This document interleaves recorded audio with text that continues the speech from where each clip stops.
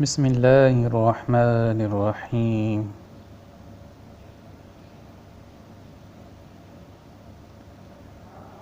حضرت ابو ہریرہ رضی اللہ تعالیٰ عنہ سے روایت ہے کہ رسول اکرم صلی اللہ علیہ وآلہ وسلم نے ارشاد فرمایا، مجھے دوسرے انبیاء پر 6 چیزوں کے ذریعے سے فضیلت دی گئی ہے۔ مجھے جامع کلمات عطا کیے گئے ہیں، دشمنوں کے خلاف رعب اور دبدبے کے ذریعے سے میری مدد کی گئی، میرے لیے اموال غنیمت حلال کر دیے گئے،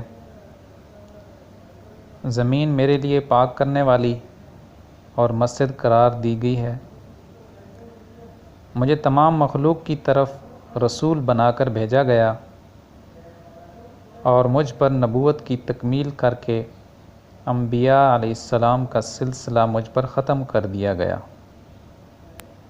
اللہ تعالیٰ مجھے اور آپ کو عمل کرنے کی توفیق عطا فرمائے۔